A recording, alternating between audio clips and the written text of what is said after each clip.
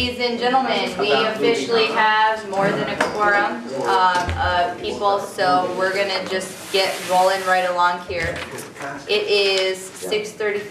Allison, can I use you for note-taking again? Is that fine with me? Thank you so much. So we're going to go ahead and open the meeting at 6:35. There are no visitors, so there's no visitors business.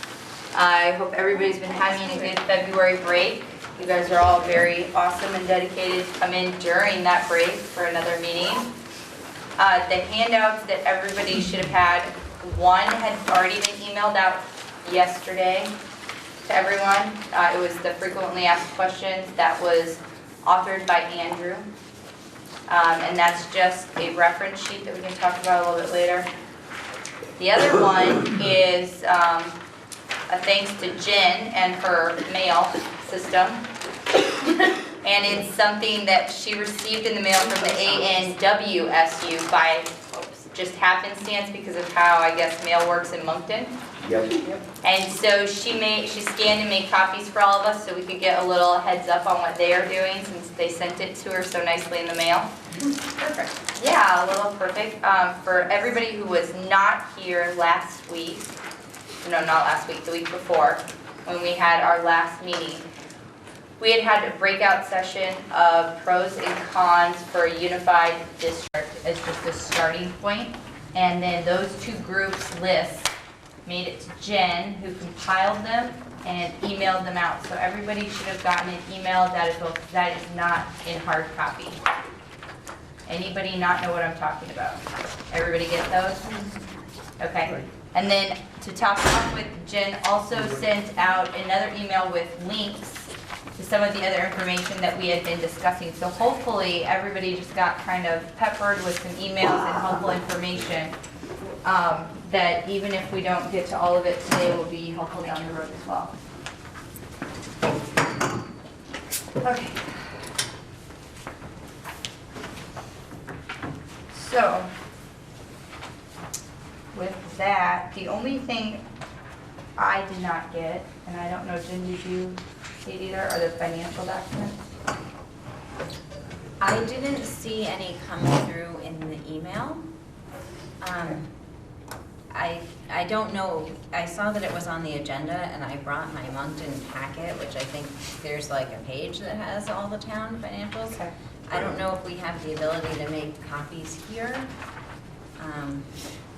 Nope, I don't think so. So I think it was just a miss because we had specifically talked to Armando about having the financials from the last agenda, the financial page for each of them, and he said he understood finally what we were talking about and he would get them for this meeting. And then I think just with him not being present that somehow they did not come over because we got hard copies of these over luckily, but no hard copies of financials, and I didn't get an email sent to me with them either. So fortunately, we are going to have to put that out until I can actually get them because I don't have copies of all 5 towns' information, if that makes sense to everybody. Okay, so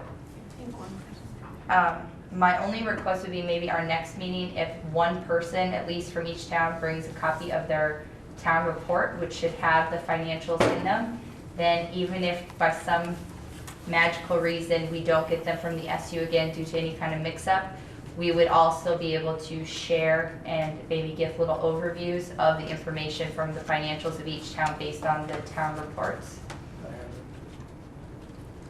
Allison? Are you looking for the 15-16 numbers or the Yeah. 16-17 numbers? Would you the- want both? I'm happy with both, and I think both might give a little bit more of a perspective than just one year, but whatever is actually in the town report, there was like that overview sheet that Jen had explained a couple of times ago. It kind of gives, Jen, do you have it right there? I have the Moncton town report. Without going through all the numbers, can you just kind of explain to them what's on the page so people could find it in their town report for their town?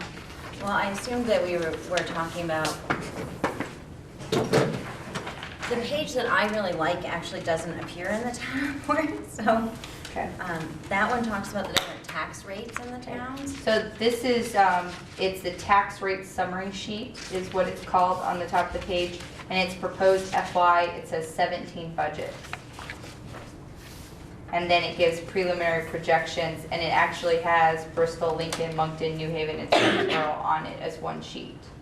And so if we want, we can go based on this page tonight if we have time for the financial discussion, and we can at least talk about some of those numbers or put those numbers out there and see if that comes up with any other information of financial information we think we need from the SU. But the point was to use items that were already produced by the SU as part of our budgets to start a financial discussion, because the SU could not assist us with getting more financial information until after the budgets had all been processed, which may or may not be an issue depending on when our next meetings are anyway, because we might be past that. But that was kind of what we had for the financial issue. Okay, so let's go ahead. Did anybody have any changes to the minutes that were enclosed from the last meeting? I don't think the minutes were actually Karen sent them out. They were separate. They were separate. in a separate I mean, email. that's on the agenda. Next meeting. But it doesn't, I don't think we got the minutes either. I'm sure. So, I mean, I probably. Maybe I just printed them off from the web. Because they were there too. I specifically looked because as I was reviewing the agenda and it said enclosure and I Yeah, went back to it the says email enclosure, to see yeah. if there was a second attachment. Yeah, I'm I looking didn't right go now to to the see if it website. came out in a second email or not. I don't see them. I'm not seeing it either. Are But they? they're on the web? They are on the web. They're on the agenda. Maybe that's where I page. saw it. Okay. Didn't think Rebecca? Yes. I just wanted to ask, in the section when we did our breakout, Mhm. and Jen did the consolidation of all the information, all I put in the minutes was discussion of highlights of both groups. Mhm. Would it be a good idea to take what Jen compiled and actually put that in there so that if somebody were to look at the minutes, they would know what we were talking about? We can definitely add it to the listings, like we can just put it as an Oh, okay. addendum, Yep. you know, like that we have attachments that we can add. And I don't think that's a problem at all. Everybody got a chance to look over the two pro-con lists that were compiled into one. Go ahead. Yeah, I thought it was great, you know, that was good stuff. Obviously, I wasn't able to participate last meeting, and I had some things sort of prepared. I can circulate them later, or, you know, whatever you want to do. I missed last week. I was in Alaska, 4 time zones away. And Seeing we're my jealous baby that we boy, weren't you there. know, so. That's great. So I'd like to get that circulated to the members at least. Okay. So that is not a problem. If you just want to send that out. I got it here. Oh, you have them here. Do you have copies of them, or do you just, yeah, would you want to hand them out? If Yeah, take a minute, hand them out, because we might as well get all of our handouts out to everybody and we can kind of get to them as we can. So Allison, will you go ahead and put number 3, approve minutes, to next month because we didn't have them as the enclosure?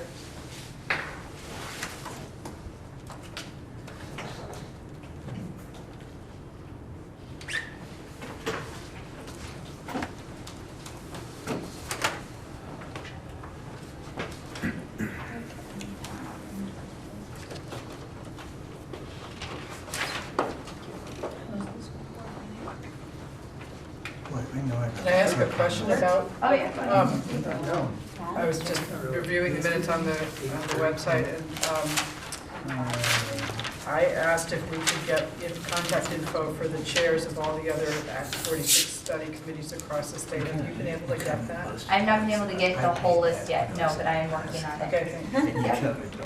Most of them already have it. Well, I don't get any credit for the list. I just put everyone else's, you know, all the groups list together. But that's great that we have all of them. Oh my God, I'll send it to you again right now. I know I didn't see it because I was looking at it, Karen, you know, You're right, I sent it out. You got it? I considered sending it through Karen, but I wanted to get it. Did you find it or did you resend it? It's warmer in Alaska. In answer to your question, did everyone have a chance to look at it? Yes, I had a chance. I had the opportunity to. Did you actually get to do it? Sorry, I'm not putting anybody on the spot. I just want to make sure that if people didn't get a chance to, like if the majority of people did not get a chance to look at it, that maybe we adjust what we're going to discuss, because I don't want to put people on the spot. Okay, so what we had on here to start with was follow-up discussion, because we did have a bunch of people gone last meeting, and the pro-con list was, I think, a good starting point. We kind of really got the ball rolling on some discussions that we wanted to have, and then with the pro-con list combined, we thought we would have maybe a more robust discussion with that. And now we have Herb's as well to add to it, which is great, because that's just another point to reference from. So why don't we take a few minutes, we can look through Herb's as well, and since we've already gotten the pro-con joint list, and then when everybody is done, if we just kind of look up, I'll know that you're done reviewing, and we can move on from there.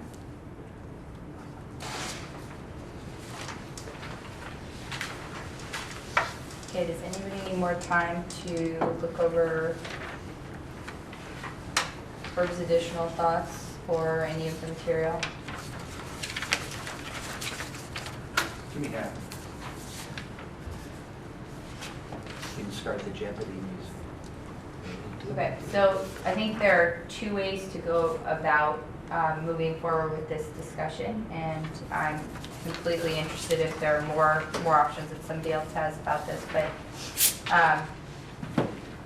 we have kind of come up, I think, with a good pro-con list in general about just how a different structure might need pros or cons, and it kind of highlights maybe alternative structures where their pros might be based on cons, and you can kind of see where things might play out, how you do them. But I think the list also provides an opportunity for the discussion that we had talked about, wanting to brainstorm a list of what we need before we could make a decision. So I didn't know if we wanted to take the pro-con list that we just made and use that discussion that we had generated these ideas of to see if we could come up with ideas as to what we would need to be able to make a decision. Because I imagine no matter which structure we eventually decide on, there will always be pros and cons. I don't imagine we will ever find a solution that makes everybody 100% happy 100 of the time. That would be ideal, but not fathomable in my world. And so I thought maybe this list, as a good starting point, would help us say, well, if we can't solve all the problems with any structure, what would be the evidence we would need, or what would be the things that we need to be able to make a decision about whether this is the way to go or not? Because that really is the next step, is to say, unified district, yes or no, this is a possibility we want to consider. And then either chuck it or keep it. And then we need to be able to say, okay, next alternative structure style. Let's look at the pros and cons of that. Does it meet these, decision-making qualifications we have? Is it a structure we want to keep considering, or do we want to chuck it off the list? Because at some point we need to definitively, I think, start Xing things off the list of consideration at least, even if we can't decide on one specifically yet, to keep things rolling forward. Does that sound like a fair way to hit another item of our list and use the pro-cons that we've started, I think, to continue generating the discussion for the brainstorming the list of what we need before we can make a decision? Herb? I didn't fully understand. I can't say what you said. I think the notion that, we have these pros, cons, they're all, they're ideas. And then you need to, what sort of inquiry do we need to have, what sort of data we need to have to find out whether these are potential, going to be actual or not. I lost you a little bit in terms of the options with the unified district alternative. Sure. I didn't follow that. Let me clarify then. Part of our job at some point soon, I think, is going to be starting to look at however many options of structures we have, and starting to have some type of way that we are going to make decisions about whether or not that structure is one we want to continue to delve into, or if we can automatically eliminate some based on either big problems we see that just will not work for our district, or things that we inherently know don't meet criteria that we've set aside to make decisions. And that way we can start narrowing our list of possibilities, because right now we kind of have this broad idea of alternative structure. Current structure, which we've been told really doesn't need it the way it is right now without adjustments, but we don't know what those adjustments would be. And then this unified district, which the state just kind of puts on a pedestal as the easy option A. So are you looking to have the evidence? A decision-making criteria, like a way we could brainstorm a list of what we need to start making decisions as to whether or not structures would be something we can keep looking into or ways we can get rid of them. And I thought having that big pro-con list already kind of showed some areas that we really saw some advantages or disadvantages. Maybe that could help us generate ideas as to how we would make this decision. Mike? So I think for me, the big challenge for me is knowing what options we might have I agree. in creating a structure. Now, obviously, we have the option as laid out for us by the legislature, but I don't know the parameters of what other options we would have and for an alternative structure. And so, to some degree, I mean, in some ways, Steve said this to me the other day. He said, you know, okay, then what? And it's a really good question. And so it would be hard for me to say yes or no to any one thing without knowing what my options are. I agree. And so I kind of, I feel a little bit like I want to push the edges of, I want to be creative in figuring out how to answer some of the challenges. I want to push the edges of, just because it hasn't been done doesn't mean it's not the right way to do it. And I want to answer the question, what is the best structure we can dream up to meet the needs of this district?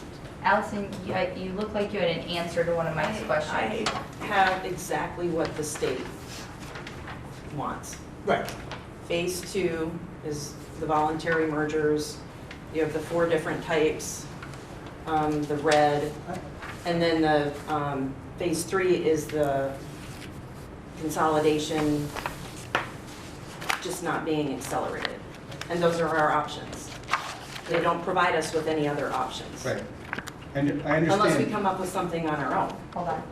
Right, so I think Mike's question is, if we were to come up with a structure on our own, what would the box be that it would have to fit inside to be approved by the state? You know, like what would the requirements have to be? Jen and then Nancy after Jen. So, Mike, I think it's a really good point, it's a really good question. And so to me, I think we could spend a long time visioning about all of the possibilities and not really make a lot of progress. So the way that I see us structuring the discussion is looking at, this is what a unified district might look like. Here's the pieces of it that sound like, you know, that's probably okay for us. Here's the pieces that we're a little bit less comfortable with. And so then we can maybe say, so this is what a unified district looks like. Here's an area, you know, I don't know what it is, but here's an area that we want to, you know, local councils, like maybe that, like the unified district doesn't really envision that, but that's something that's super important to us. And so now we might want to kind of branch out and be a little more alternative there. So to me anyway, it helps to approach it with that sort of a methodology rather than sort of the sky's the limit, we could do anything, right, and keep us moving forward. Nancy. Well, one of the things we were talking about a little bit last time was the idea, you know, we've been talking about having community forums, but we want to have something to present to people for them to react to before we do that. And one of the ideas we were talking about a little bit last time was the idea of developing 2 or 3 different models for people to respond to. And I imagine, I have no doubt, but others may, that the model of the merger of this, all of the districts in this SU is likely, you know, is likely one of the models we would present. So I think we know. I think we already know that, and we know that we have a lot of information to get in order to know much more about what that would look like, especially financially. But so that I think we are there, but in my mind the question is, really, as Mike was saying, what are some of the other, what might some of the other models look like that we'd want to present in forums for community members to give us input and feedback about? Well, Allison had the 4 that the state gave us. Maybe we could just already know that the other 3 of those would not work for us for whatever reason. Because one of them was a high school district, and then all the elementary schools joined together as a district. That was one option. Side by side. Is that called side by side? That's called side by side. Actually, no. No. Side by side is completely. Okay, so what is the one I just said? Completely different. It would, That was one option that I remember that we had. Layer. yes, so, well, it gets complicated when you start proposing a merger where you don't require all the districts, which is so there are 2 basic choices that are apparent given your current structure. The one is the unified union for all grades that you've been talking about. That's the obvious choice that fits into the preferred structure very nicely, and that's one that's worth considering. The other one that jumps out would be to form a unified union just of the elementary districts. So leaving your high school district Mount Abe the way it is, having the other 5 districts in the SU merged together to form an elementary. It's also called a unified union. I think that language can be confusing because unified union doesn't, That is very confusing. it applies. We'll call it elementary unified union Yes. from now on. That's our language speak, okay, so that I can follow along, please. Yeah, And just a side-by-side is when you have a supervisory union that have groups of districts that have different operating patterns. So if you had districts that tuition some students and other districts that operated for all grades, then you might do some mergers on those. And that, a side-by-side is something very different. Okay.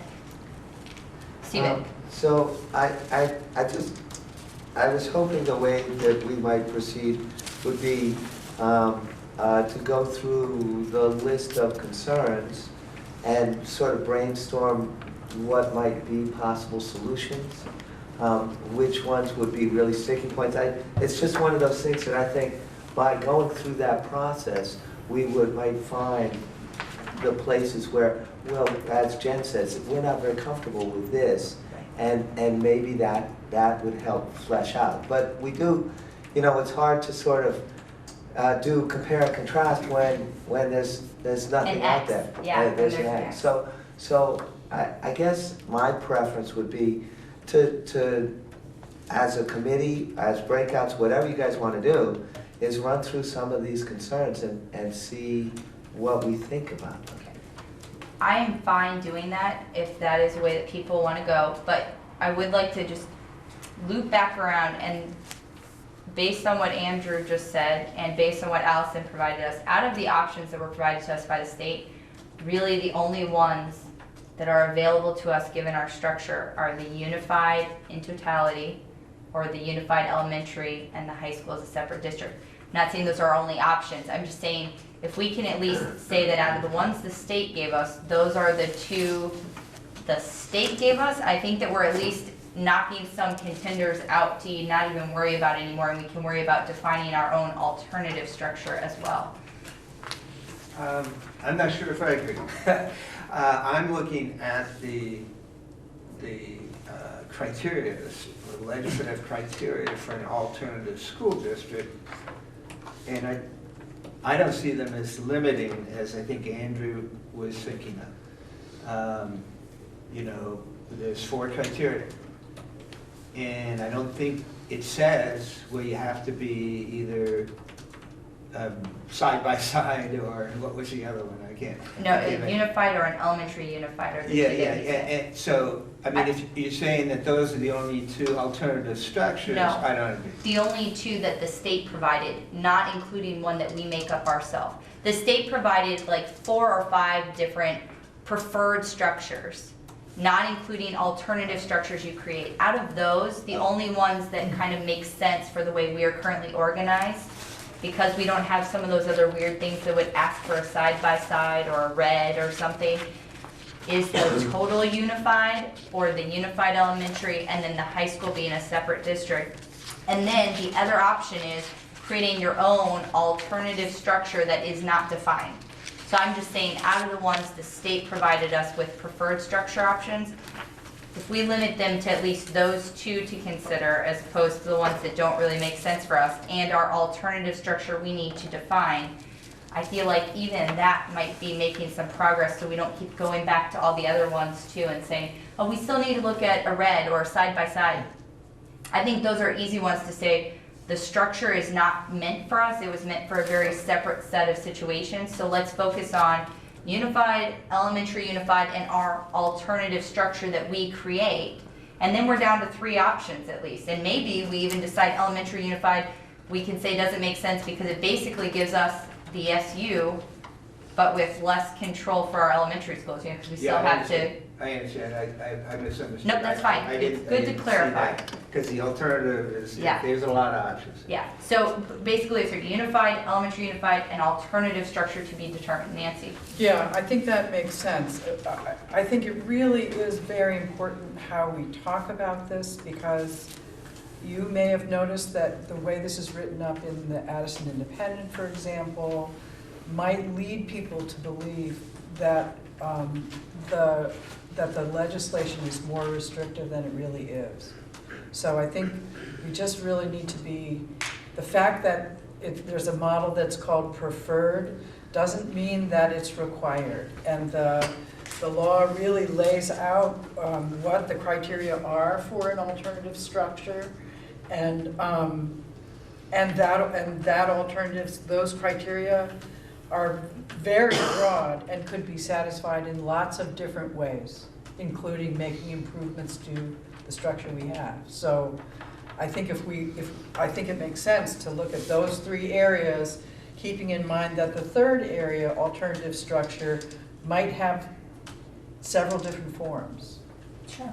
Ed, did you have your hand? Okay, go ahead. I'm just curious if some of the things that are in, that could be handled as the cons and tweaking of that are part of articles of agreement, and just if that's really where, like we're taking the big overall idea and we're trying to deal with all the issues with that aspect. Do we have a lot of room in there, or do we have no room? I think that I think there are 2 things to consider here. One, when we look at the cons, like I was saying, I don't think we can sit down here and solve the cons, because what we are doing is recommending a type of structure to go forward, and whatever board we put into place, regardless of what the structure is, that board will create the actual policies, and will have to resolve these issues in the way they feel is best. These are just how we see as possible ways that different structures might handle issues that we know are going to come up, or that we see as having big pluses or minuses.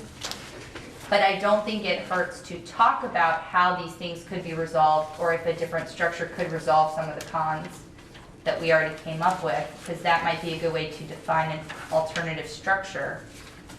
I just don't want us to get bogged down into these little details. And that's why I thought maybe having some ideas of what we need to make a decision might just give us cutoffs of when we've reached enough information, as opposed to indefinite information. Are you trying to raise your hand behind me? Yeah, yes. I can't see you. And just quickly, if we look at an individual issue, I may be able to advise you if it's something that you could address in the articles or not, or get more information if I don't know it off the top of my head. So there are things. One big issue for some parts in the state is, are you going to close my school? And so that's one of the things that can be written into the articles, is how that would happen. And it's different in different sets of articles. So.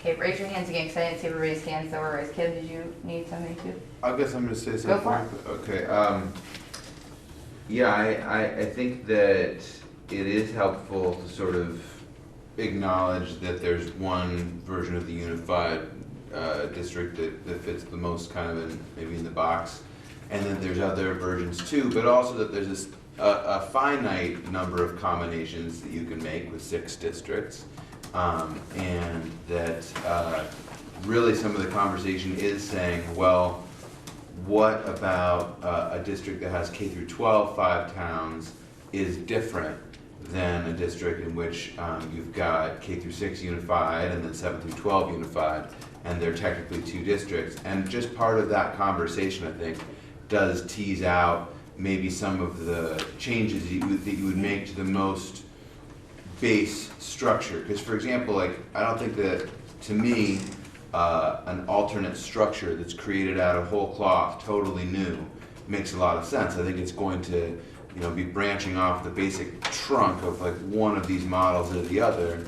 And so for example, looking at the pros and cons, I was looking at the cons section on school board, which I think kind of relates to governance, because that is an area where when I talk to people, there's concerns there. Some of that is will my school be closed, but also some of it's just like where's our, and I thought that this list of kind of some of the concerns with at the local school board level were really good ones. So a conversation that went through those bullet points, I think, would naturally tease out some of the places where we might say, well, okay, here's a place we want to modify the very base template of kind of becoming a unified district. We want to really carve out, and you can tell us whether there's an opportunity within the articles or at this level to do that, but say, we're going to carve out a way that some kind of local school council board really does delegate a member or something to the central board so that we continue to have a number of local positions that,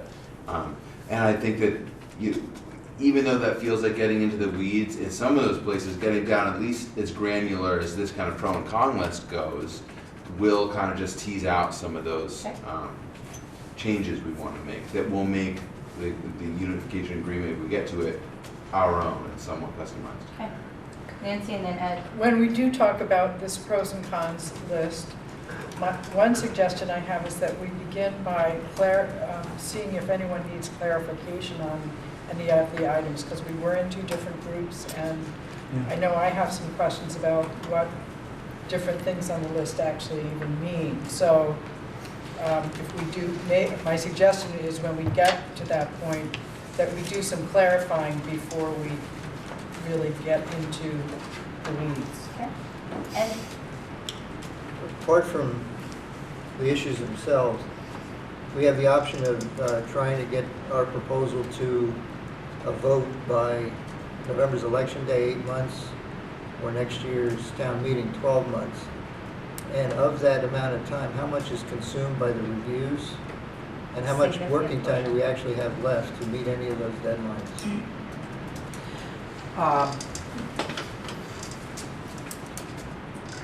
There are basically, once this committee thinks that it's done, there are three sorts of things that need to happen before it actually goes to a vote. The first is that your attorney needs to review it. Generally, you're going to want to have a meeting after that. Then it needs to go to the Agency of Education. They're asking for 4 to 6 weeks, but sometimes they're able to do that a little bit quicker. And then the last step it needs to go through is review by the State Board of Education. They meet once a month, and they need the information a couple weeks in advance. So but you're basically looking at wanting to leave yourself 3 months lead time in terms of being done with your articles.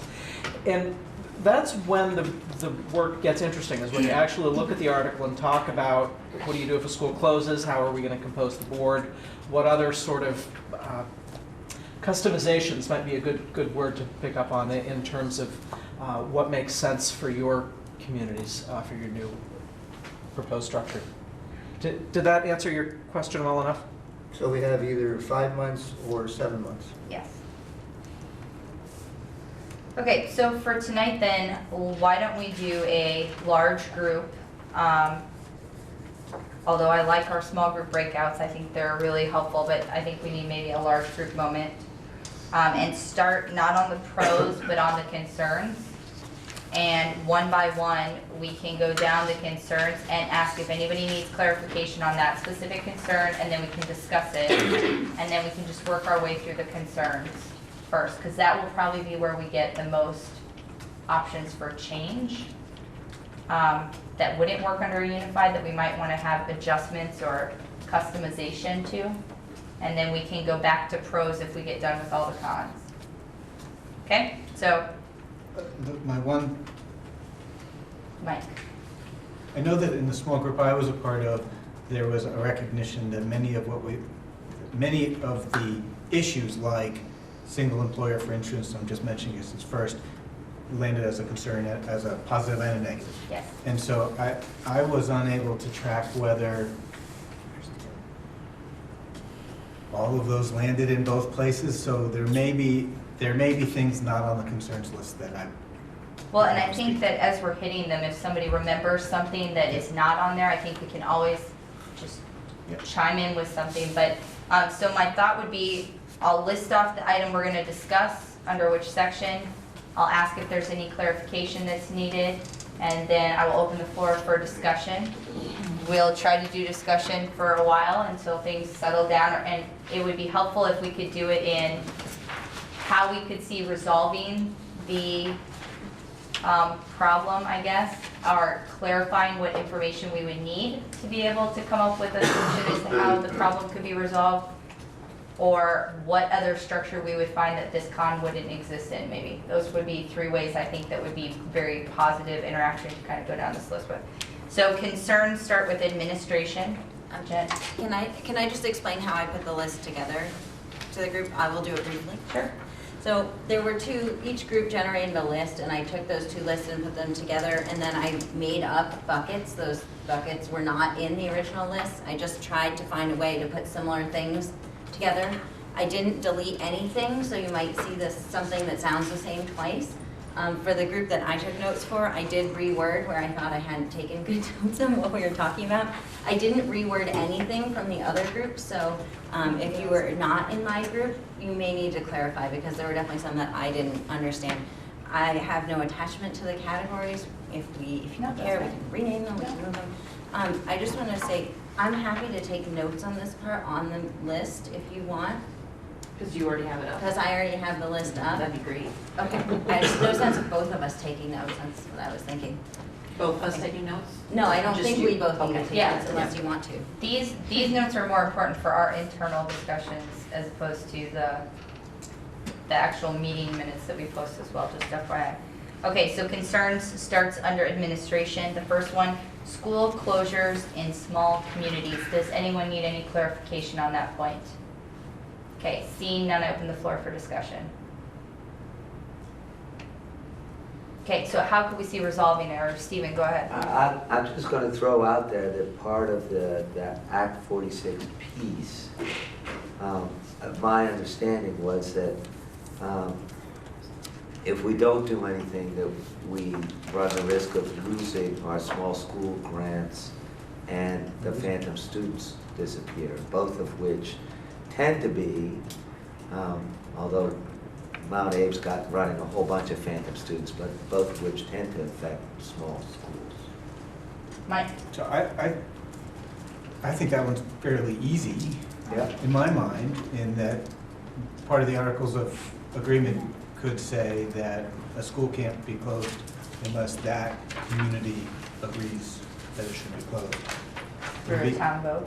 Would be a way to give assurance to a community that they still have control over whether their school continues to operate. Okay, does everybody feel like that's a fair resolution to that problem? Allison? Well, I was just gonna add to that,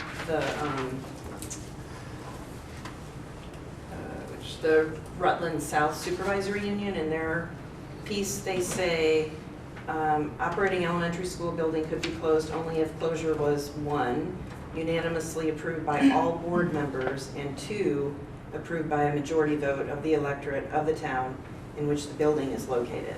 And that's the most stringent one that I've seen so far. The rest of them pretty much are just the town vote.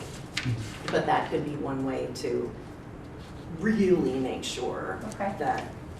Caleb? Well, I'm just noticing on this Addison Northwest form, it says 4 years, which is a pretty, basically only, for 4 years, and then it says like, and this isn't a lot of information, it's just a bullet point, but it kind of suggests that it could be closed even without a town vote after 4 years. Okay. So And, obviously there's a range. okay, so here is a check on whether or not this is still within the bounds of what we can do. Andrew? So the 4 years is the minimum in statute. Some districts have different timeframes. I've seen as long as 10 years. Some require a supermajority of the board or some combination of those. One caution, though, is in terms of putting restrictions on the operation of the future district, is that we can't anticipate what's going to happen. If you have a school with 2 students and you require that everybody at that town vote to close that, you may be stuck with that school being open and needing to provide all the services. I'm being absurd, but that's just something to be aware of, that if you tie the hands of the new board, that they may end up in a situation that's uncomfortable. Okay, so Jen, will you make sure on our notes that we have that we as a board would really need to probably take a vote or have this be a discussion for our communities as to how important or what timeline they could see maybe being reasonable to preventing school closures, or if that's like a real important point for our schools. Go ahead, Ed. When the legislature passes a law, the evidence that was presented during the hearings in the committee becomes not a part of the law, but commentary to be used by future people challenging the law or looking at it. Will our commentary, will our minutes be passed along as guidelines as to what we were thinking? Say we didn't put in stringent guidelines and left it for the actual board that's enacted to decide.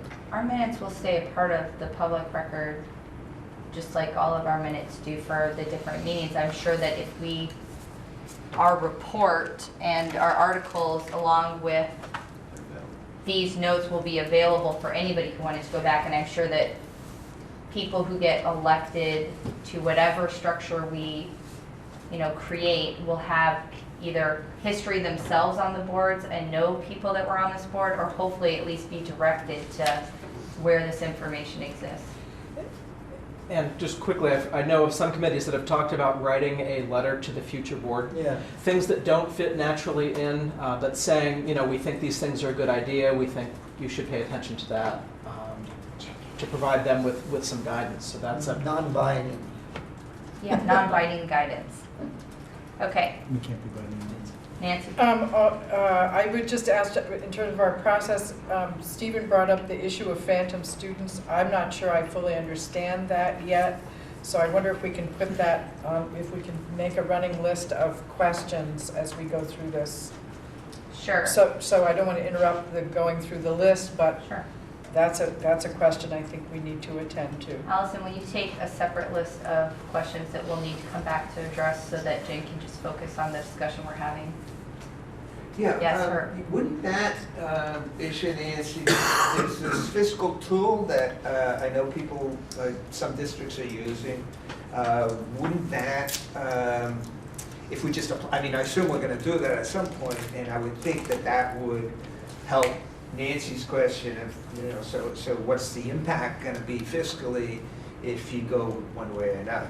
And how soon? Yes, my understanding is the SU is supposed to be able to be providing us support because it has to be Howard's team or whatever that uses it, because we had to get a special sign off by the superintendent to be able to use that software equipment that they give us to run those financials, but they said not till after the budget was over, so yes. Yeah, but I think Nancy, I just don't want to lose that, Nope. that topic. So Allison, you'll just put Small phantom schools. students on there? Phantom. the I thought they went away. If the, we the don't- financial model that No. that's being provided accounts for those things that are kind of difficult to get your head around, the phantom students, the small schools grants. And what that model would be able to do in its current state would be to give some predictions based on your current budgets and students, and you make some assumptions about those things. But one of the biggest values of that tool is being able to account for phantom students being retained in a merger as opposed to being lost without it, and for small schools grants being retained in a merger as opposed to being. I just don't even know what they are, so Okay. we can get to that Okay. later. Okay. So phantom students is on the next list. Okay, so the next item There's up. several of them here, but you just can't see it.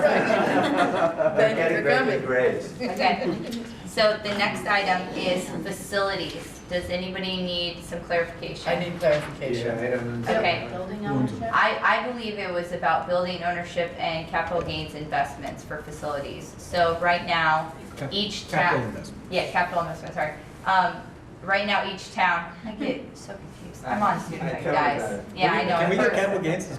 Yeah, that'd be great, right? If we could- Anyway, so right now, each town owns its school, and when we do school improvements or need a bond, we go to the specific town the school is in, and that town facilitates those funds being raised or paid for. If we're all in, the idea of a unified district, do we ask all the towns to chip in through their taxes for the improvement of a building that's still owned by one specific town? Or do all those specific buildings now become owned by the district in some way, and they're not owned by the town anymore? These are all things that came onto my con list of facilities, because I'm just confused and I have no idea how any of this would be handled. But I think it would be a big deal to communities, and I think it would be a big deal to taxpayers in general. To muddy that water even more, Beaman owns its building and the land the gym sits on, but not the gym. Love it. And we have a lease agreement after many, many years finally with the town as to who does what to what. So, yeah. Hold on, Stephen? All those agreements that I've seen, the school district, the unified school district owns all the buildings. It owns the debt, it owns the assets, it owns the whole thing. And the land. Now, and the land, and what happens is that if the school district no longer needs it for educational purposes, you know, there's an easy way to revert back to the town. You know, it's like sale for $1, and then Andrew upset. Andrew, go ahead.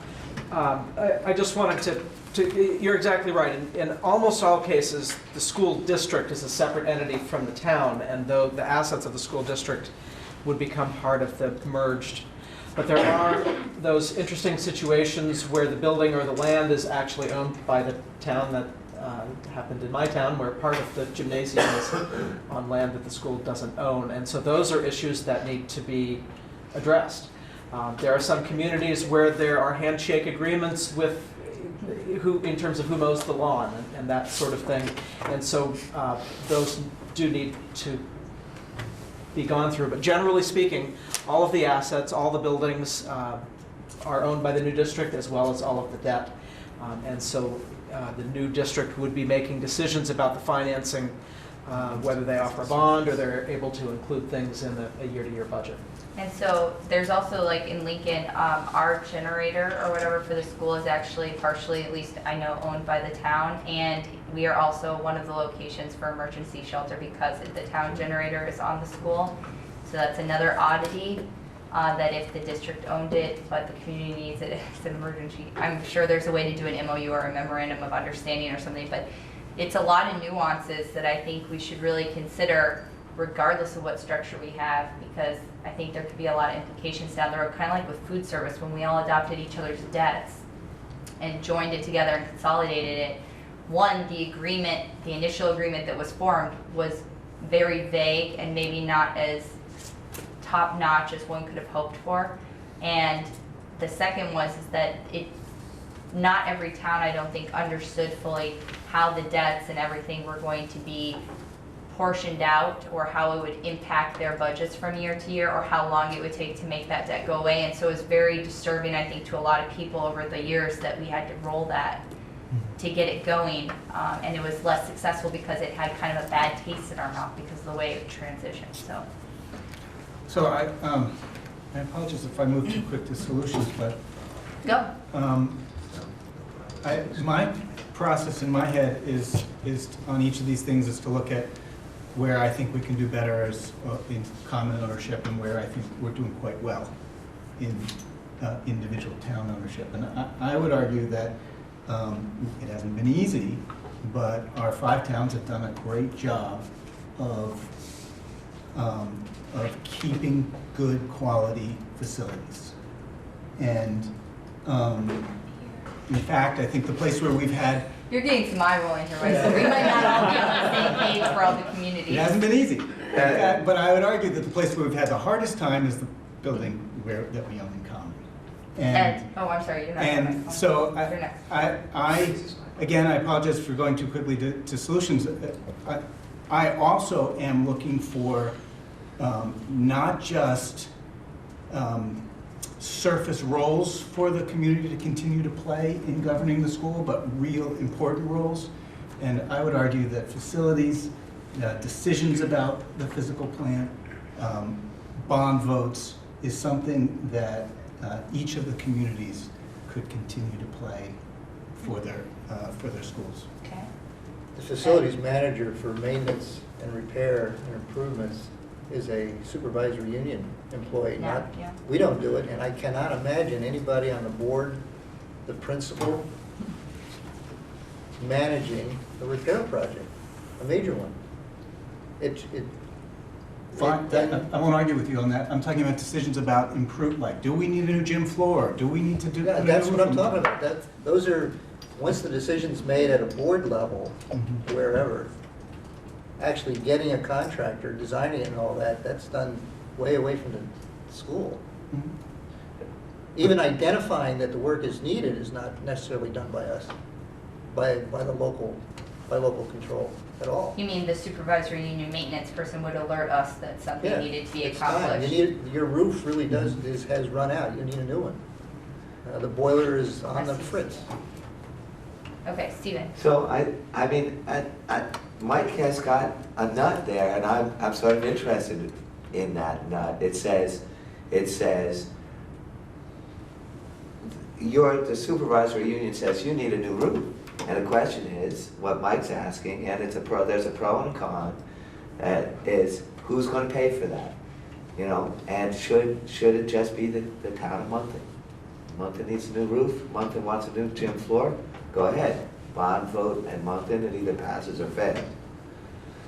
That's the pro, or the one side of that is you keep the community involvement in the school. It still feels like it's your school. Well, and maybe still is your school. And maybe still is your school. The con is that you, for large capital projects, and Lincoln just went through one, it's much harder, and again, this is community dependent, but it's much harder to get that just done by, for instance, Moncton would have a hard time conceptually putting together a bond for a new roof in the Moncton school. It just might be more than we could pay. And then by putting those costs out, spreading those costs out through 5 towns, they might make those projects If I could easier. just continue this. No? I just want to clarify that this is a pro and con list about the option we were talking about earlier, just a unified district. It's not a pro and con list about any of the other options we were talking about. No, I'm Okay? not, it's not even, it's just, this is sort of like, it didn't matter what our governance model is. You know, this is just one way of thinking about how to spread costs. I don't know. Okay, so I'm gonna come back to you, Mike, but first I'm gonna let, Sarah, Sarah, go ahead. I would only say though, you have to still deal with equity. And so if like one town keeps getting to put new stuff into the buildings and the other towns don't, then we're back to the equity issue. I'm very interested. I also have a question to clarify Mike's previous statement, because I think one of your statements is based on a lot of assumptions, and I'm not familiar with all of those assumptions, and that is that Mount Abe does not get the support for a bond renovation because we lack community support that we don't lack at the elementary school level. And I'm not sure that assumption, because that's how I feel when we kind of said that. I don't know that I actually necessarily agree with that assumption, or know that assumption is based on facts. Because that's a big statement when we're talking about the differences, and I think that there were a lot of other things at play when the Mount Abraham vote came for the bond renovation at the school, besides just community support of Mount Abe. So Go ahead, Mike. I gotta say, it's gonna come out stronger than I mean it to sound. Go ahead. But when my daughter comes home and says, I didn't have a classroom with a window today, we wouldn't stand for that in our community schools. But should we stand for it at Mount Abe, and is that an area that we can improve on? We do. We're managing to. And, you know, I mean, if we could bond for, I mean, you guys who've been in this know better than I, but it seems to me like we could put many, many millions of dollars into the school, and it would be in the works. It would be air quality. It would be heat. I don't even know what it would be. It wouldn't be the stuff. Anyway, I want to go back to something Steve said, and that was, yes, it's true that it would be easier for Moncton to afford a new roof or whatever if it was shared by everyone. My question is, or my fear is, would it be easier for Moncton or harder for Moncton to get a positive vote from the whole district? And so that's my fear. And I don't have an answer to that. I don't think anyone will, but I just know that, I just imagine what it would be like to go to the people in the town of Lincoln or Bristol or anyone and say, I mean, we all like the idea that we're part of a bigger community, we should support each other, and I love that value-wise, but I also know what it's like to go to the voters and say, hey, Moncton needs a new roof, and you should pitch into it to pay for it. Would that actually happen? How would that play? We also have the. I have my concerns, is what I'm saying. What is the long-term capital improvement funds that we all have in our budgets?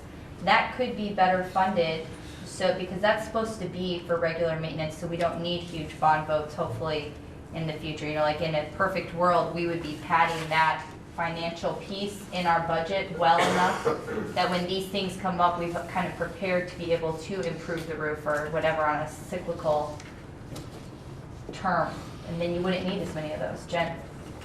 So I have kind of a procedural question. Go ahead. So I think that this is all super important for us to figure out. I just don't think that we can do everything on the con list at this level of detail if we're going to do the whole con list tonight. So I guess my get the whole con well, list done. but so to me, I guess what I envisioned that we were doing, and this might just have been my perspective, was that we were looking at these and going, so what do we want to do about this? Do we need data? Do we need to talk about it? Is it something we could write into the articles? Is it something that we're like, oh my gosh, I can't imagine how we're going to move forward on the, I guess I was sort of, I don't know if we had a list of 4 things on the drop down we could pick from how we're going to deal with, but like something like that, like, okay, we don't know about this one and we need some information. So Jen, I think that was my recommendation. If we could easily provide that information, that would be great and we can move on. But as Caleb pointed out, some of these discussions just need to be had in a group so that we can flush them out more fully.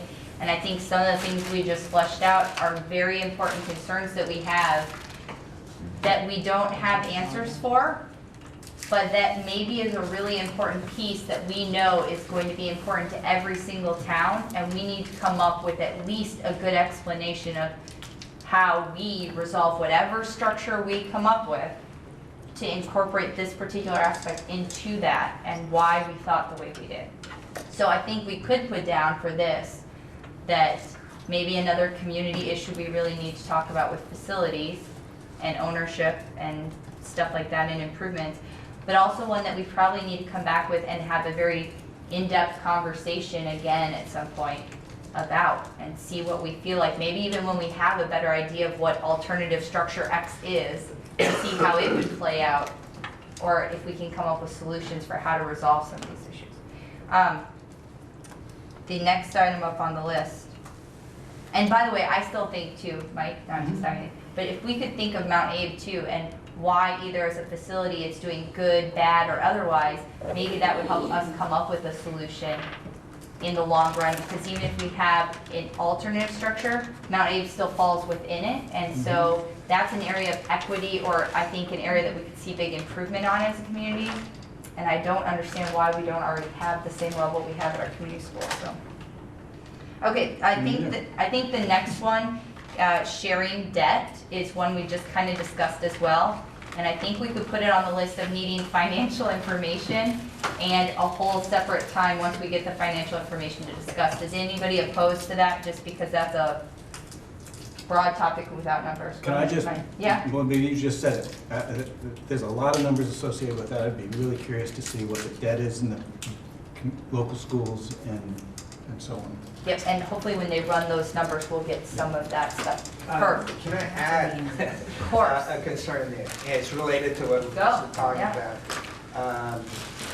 We have a certain way of allocating expenses at the high school and the central office level that frequently has more to do with tax rates in individual towns than the actual budgets. And the concern, if I were, just as a bullet, I'm not saying whether this is how important it is, but I think it's a real concern, at least in Starksboro, who really got hit by this, I think, last year, that if we consolidate everything and we keep the same cost allocation method among the towns, basically those towns who are going to be increasing pupils, right, at the central level, or the non-aid level, are going to get, have these weird, increases, bumps in any particular year. So that's concerning, because if we're going to, for me anyway, it really hits home to, a district who faces that. And so I'd like to add that to the list. I think you could. What would you call it? Sharing costs. So you got sharing debt, sharing costs. And there are different ways to share costs other than the way we're doing it now. And I think that would be good to have our financial folks run through that. Okay. So the next item is, Can I just, Nancy, yep. and this may appear a bit further down the list, but while we're talking about that kind of stuff, Yeah. I'm curious about how the different common levels of appraisal of our 5 towns. Hey guys, I'm sorry, but I can't hear both, and one ear I can't hear out of anyway, so I'm really sorry.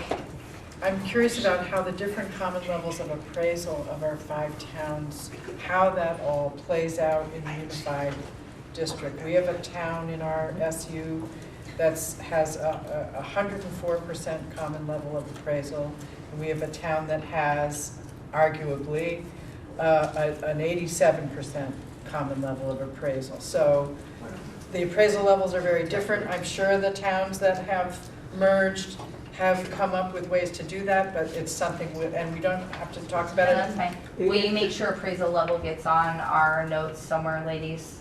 There's a straightforward answer to that question. In the model where you're a single district, you go through the same calculation with cost per pupil and all of that, and you come up with a tax rate. The tax rate is the same for all of your towns with the exception of the common level of appraisal. So the common level appraisal won't change, but all the tax rates will be adjusted to be equalized? you start with the same tax rate. And divide by all the kids instead of just the tax. Exactly. Okay. So everybody has the same tax rate And the before the common CLA is level what of makes it appraisal. variable. Right. Allison? They're actually dealing with that in the Addison Northwest Supervisory Union merger because one town is at 93% and all of the other ones are over 100. So their tax rate is going, their rate will increase. Their taxes will increase, so. Okay. So it's double. So, and we have it on the list to come back to when we have more financial data to discuss as well. Too much centralized decision-making could give a cookie-cutter approach that everything must be equal. Anybody need any clarification to that? Okay, I open the floor for discussion. I mean, I don't know if that was from our group, but we had a conversation about that. And I would just say, how much, I think the question of how much sameness and continuity and how much flexibility among the schools is optimum for student learning is a very important question, and it's a very important question no matter what governance structure. Is it one that we will be able to control? So will it fall under anything we can do in the articles of incorporation, Andrew, or is that outside of our scope to the point where even if we have feelings about it, no matter which structure we pick, it's more in terms of how the board creates policy once we pick it? Well,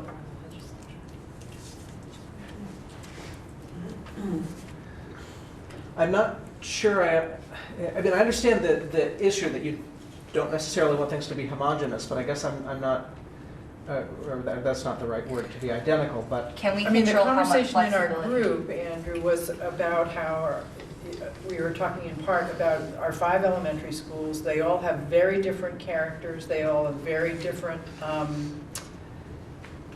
they have unique customs and cultures and traditions and so forth.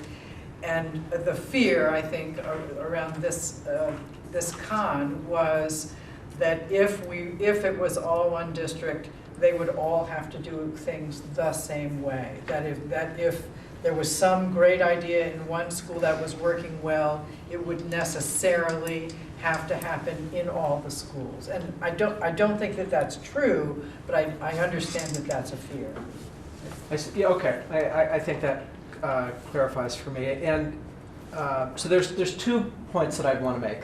The first is that if you're talking about a unified union, the decision-making process is different. So perhaps the new board and the new superintendent say, all of your schools will do this thing. That is a possibility. However, I think in practice, the flavor of our school buildings is largely influenced by the principal and the teachers who are there. I mean, we could talk for a long time, and I know we want to move on to other items, but I don't have the fear that the individuality of schools is going to change dramatically. I would also say that part of our conversation was about that the socioeconomic demographics of our 5 towns, that there's a huge range. That there are some towns with a much higher socioeconomic level than other towns, and how does that play out? We didn't answer it, but it's a question we raised. Ed? In a way, this con suggests that somehow the superintendent becomes, in fact, the principal of every building. And nobody contemplates that. But things like what standards are adhered to, and we're actually getting to a uniform math curricula in all the elementary schools after how many years of trying. Here I am sitting next to the former curriculum superintendent. But those kinds of things, I can imagine, and I would hope are going to be uniform. So expectations, but how it's done in the schools, I should hope we have good principals that'll take care of that. Okay, Jen? So I think part of the discussion that we had on this too was that, we had seen the numbers from Katrina at the meeting before about how some schools, like there's different times that students have PE. Just say or health. different- Just say your health teacher. Everyone thinks I'm all worried about health. So some schools might have PE 3 times a week for 20 minutes, and others, like that there's differences. But that there might be reasons that there are those differences. So, to me, it could even go to how are the local budgets constructed? Is it something where the principal with the staff can say, well, we get this share of the budget, and we really feel like PE is super important in our school, and we're going to prioritize that over offering a band program or, I don't know, making stuff up. But so to what extent is that locally defined? Or is it that now every school has to have a band program and every school has to have 30 minutes 3 times a week of PE, right?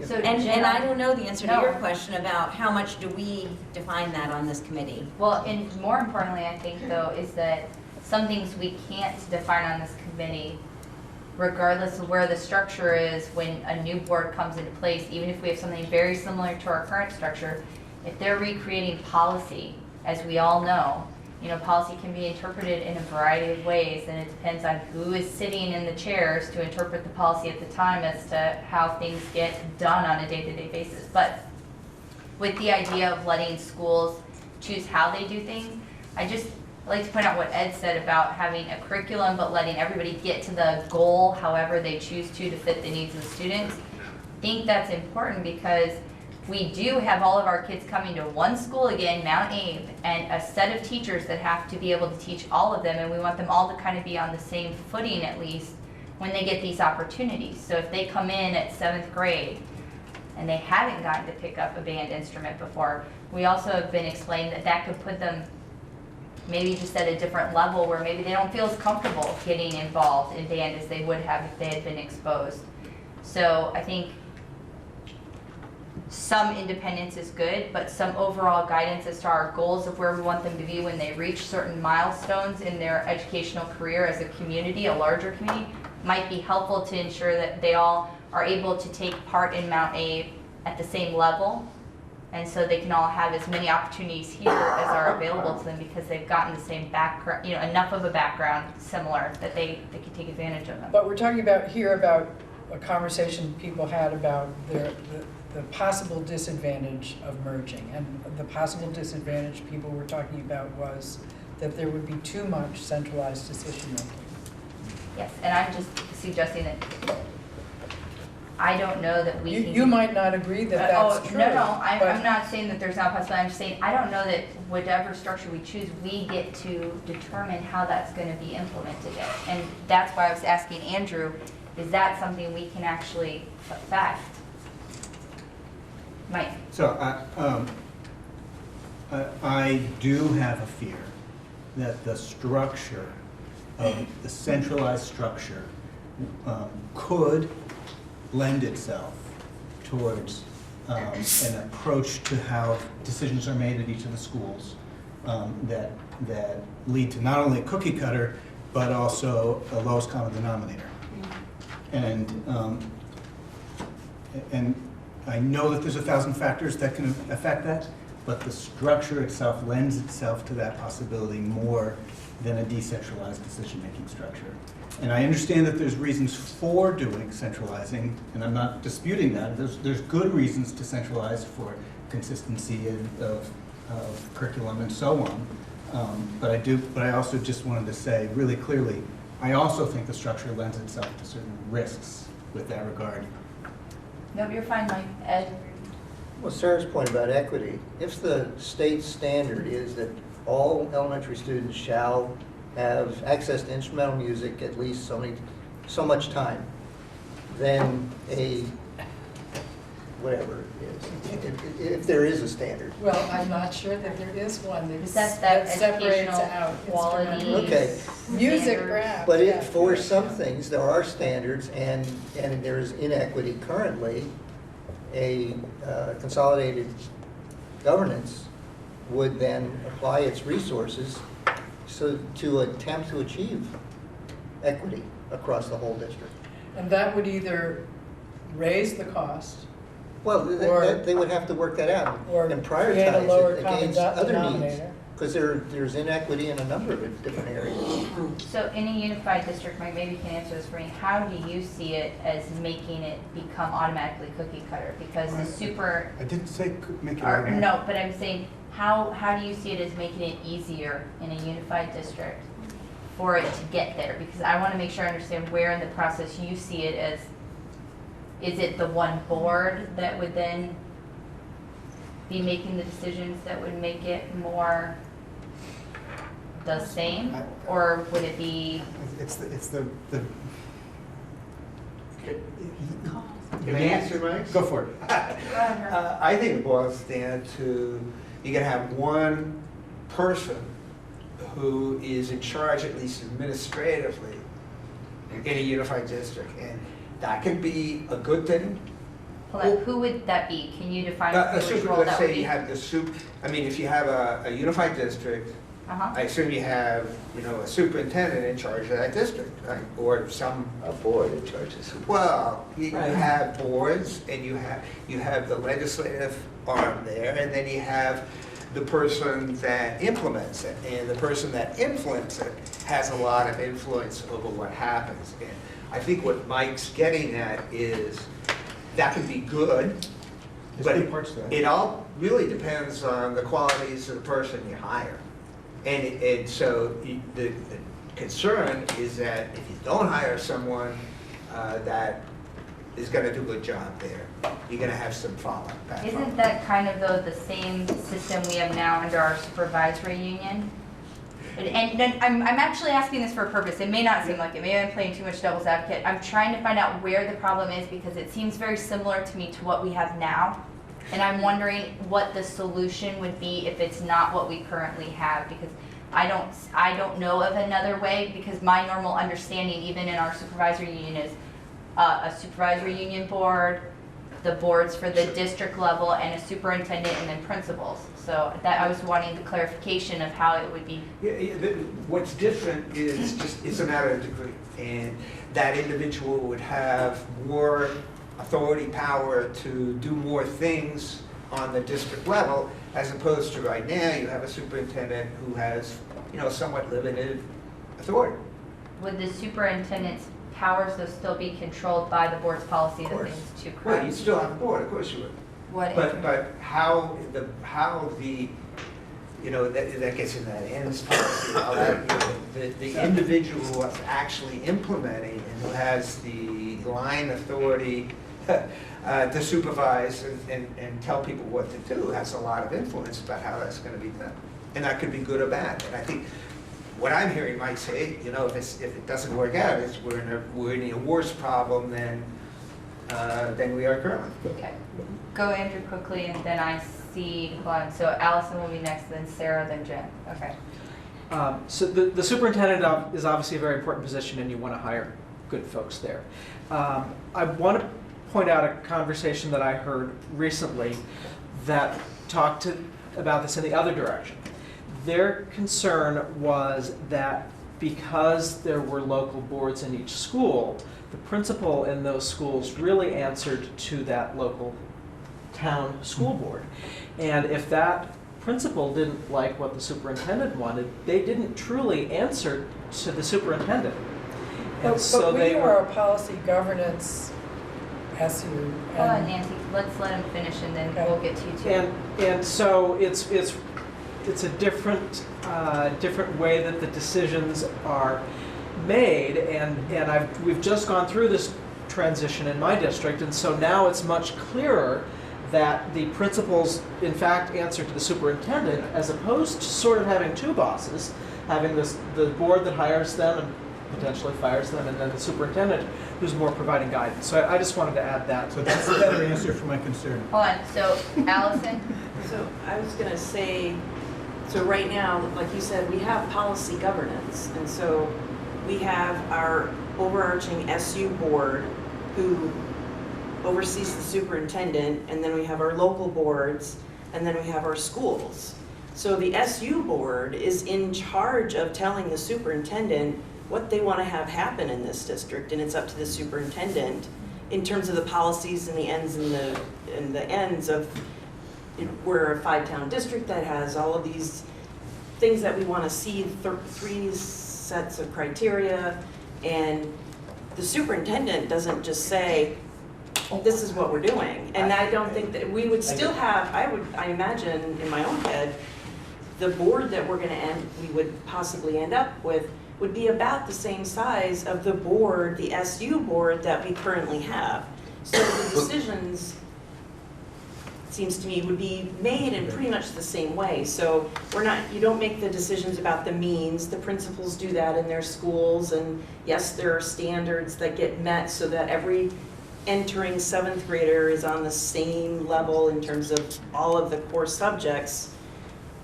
But there isn't that, it's not a usurpation of power. I didn't mean that, I'm just saying, well. And you have control by a board. They're not free actors, I understand.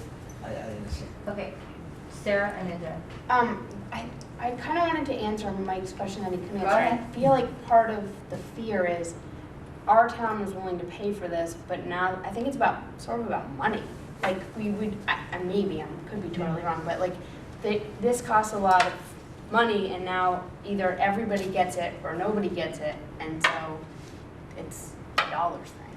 I don't know, that sounds really basic, but I think it's not. And on the other side of that, I'm a teacher in CSSU, and our thing was presented with that they were trying to come up with a bunch of small innovation grants for the individual elementary schools to try to create, so that people were trying new things and weren't totally held to this constant, like that we're all doing the exact same thing, so that people had the ability to try out new things. And I just wanted to throw that out there. Can you say what it was again? It was like an innovation, it's like a certain amount of money that was guaranteed for schools for innovation and trying. Within the different budget? things. Or I think was it was it in their separate? articles of agreement. I don't know, it was presented to us in a survey to faculty. Okay, Jen, you had your hand up before I told you we would get to you. Thank you. So to me, what my concern about the cookie cutter approach is, having sat on the SU board, and I think Nancy, you actually came to the SU board when you still were on the staff and presented our test results to the SU board. And at the SU level, what you see is the ANSU wide kneecaps we were looking at, and those lovely barrel charts that we looked at. And we looked at it, and we all sat there and went, but what about Moncton, but what about New Haven? We all wanted to see our own schools. And then once you have that local board and you have the local discussion about, gee, in Moncton, what we see is our math scores aren't looking quite so good. Like in the SU, they looked like, hey, they were fine, but ours kind of look like they're going down. And this ended up with us deciding, together with the administration, to staff a math specialist in our building. And so to me, I think part of what this cookie cutter approach, this fear for me is, if there's no one saying, well, what about Moncton? If we're only looking at it as an SU, that you might lose the needs of the individual schools because everyone is kind of part of this bigger whole. And so to me, it's a question of local control. And I mean, it's the money too, but it's what is local control and what do we really care about controlling locally? Okay, Mike, I said I'd go to you next. So, people have had great answers to my concern, and I like them. Well, this is why it's really Some of helpful them to are have these better than mine, conversations. Go ahead. and if I could just suggest, maybe Yeah. it might not be local, it might be local control, it might also be local interest, or local advocacy, or local, but I think for me, it does come down to leadership within the schools and who makes decisions, who supervises and directs the leadership within the schools. And I think the fact of the community hiring the principal means something. The board hiring the principal means something, even if they have to answer to the superintendent, and even if it's a conflict that makes life tough. There's something that means something to me there, and I would preserve it, is what I'll say out loud. And then I have a question. I have a question and a comment. One of them is... You just had 3 extra things. Go for it. Sorry. One of them is the decision to do... I can't now remember what Starksboro does with one of the art or music. Integrated or where art. they integrate art into the decision to do that is different from what the rest of the district does. And the school board, I'm curious how that came to be, and I would be concerned about a structure that would make such an innovation tougher to do. Maybe I'll stop there. Okay, so I have an idea for solutions, because listening to all this helped me understand more of what Mike was originally saying. And I think for me, a solution to help decide on a structure that would make me feel more comfortable than the one we have or a unified district would be to make sure that it includes some type of protection to principals at a level where, because I felt like that's what happened a little bit with our school districts, with our difficulty with the superintendent, was that some of our schools did better than others because they had some more protection of the local board in helping to air concerns or kind of provide a little level of a superintendent that wasn't maybe making the best decisions at that time. And I think that's what we're looking for, is a way that even if you have a large structure, anytime you have somebody like in that much power of a superintendent, we want to have some check on that power, or a place where people can go in whatever structure we create, so they can air grievances at a level that allows us to take action before it gets to a horrible level. And then the other idea was, we keep talking about wanting local flavor and people who advocate locally for our thoughts. And one idea I had, and it is by no means well thought out, but any type of structure we made, or maybe if we made an alternate structure, maybe they could incorporate like a PTC, like a parent-teacher community group that had a certain number of membership, like 2 of each, on a board. And then it could have as many members as wanted to be a part of it in that particular community. And that board could provide reports up on morale, welfare, special needs, or trends in that school to help advise a larger school board, only specifically for that town to really increase the idea of ownership in the town and having a watchdog, if you will, for the important parts of it, meaning, you know, people are still happy in their school and that they feel like their kids are being taken care of well, and if a math trend is going bad or people are noticing something that maybe we wouldn't see on a higher level. And I'm not saying that that's better than all of our boards, but one of the concerns that Mike has brought out is that when we had all this stuff going on, our school board levels at our elementary school boards didn't allow the community to participate in a way with feedback that they felt was like a real discussion. And if we had a looser set of like this type of council, even if it had some structure to it, maybe we could incorporate better community involvement at that level that was a very true community forum and allowed for a wide variety of things for them to do, as opposed to being quite so structured as a small, I mean, as a board is structured. So those were just my two ideas, that maybe any system we look at needs to have a component of that to help be in there. So, okay. And if I could just say Yep, clearer, go ahead. I think my solution to it would be to continue to have the principal hired by a local entity. Okay, well, that's a good note. If that's something you think would be a helpful check. Then I would add that if there's a local council, preferably elected, that has still the responsibility for budgeting for that school, certainly in concert with the superintendent and the principal, and hiring the principal, certainly in concert with the superintendent and the search committee, that would, because you were saying it might be just about money, and I think unless there's a local body that has the power of the purse and the power to hire the principal, I mean, I think if we could do that, some of my worries about this kind of unified merger would be. So can I ask Nancy a question? Yeah. Yeah, you can ask Nancy a question. No, I mean, yes. So would I have a you be question. satisfied with the local entity making decisions about how, I mean, what if there was a big board that made decisions about the needs of the whole district, and there was an elected entity in Starksboro that got to decide how Starksboro's share of that money got spent? That's kind of what we have now. Except I don't like what we have now with the SU part of it. Just a second. No. I mean, I think that,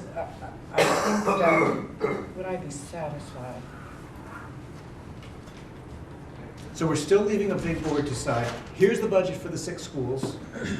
And it is an amalgamation of the budgets that were put forward by each of the individual boards for each school. Hold on, guys, slow down, because I'll you stop. can't have a whole conversation here without other people and Steven. Yeah, so just so we're clear, I mean, actually, I was very pleased that the Moncton, the principal of the Moncton Central School is the one that put forward our budget this year. And I do think that's the way it should happen, at least somewhat. It's just a question of who is that budget going to? And it could go to the super and, the SU, this big board. But developing your own little budget is actually, I think, it silos you a lot. Just imagine, I mean, I'm thinking about some of these pros that are over there. The way it works now, it isn't like a local board just defines its own budget. I mean, the superintendent and the principal work together with the business manager Sure. to put numbers together and present a draft budget to the board.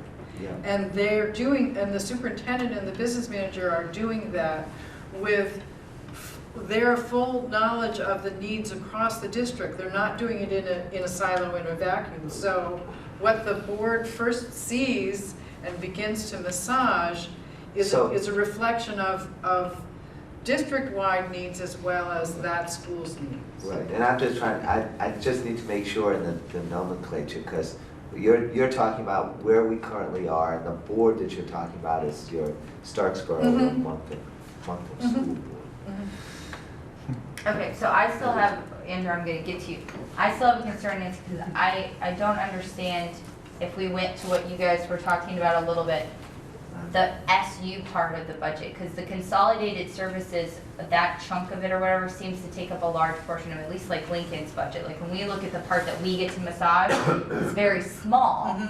And then the part of services that we get on a larger scale are pretty big and we don't get much say in them, and that goes to how we allocate student costs, I think, a big chunk of that.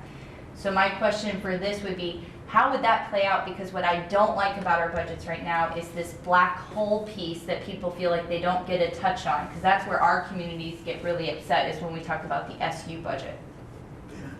And I think that that is an area that if we could improve on in terms of budgeting and an alternative structure, I like the idea of local people like principals and stuff having some control about massaging budgets, but 6% of my total budget being massaged isn't really making me feel any better than it does right now.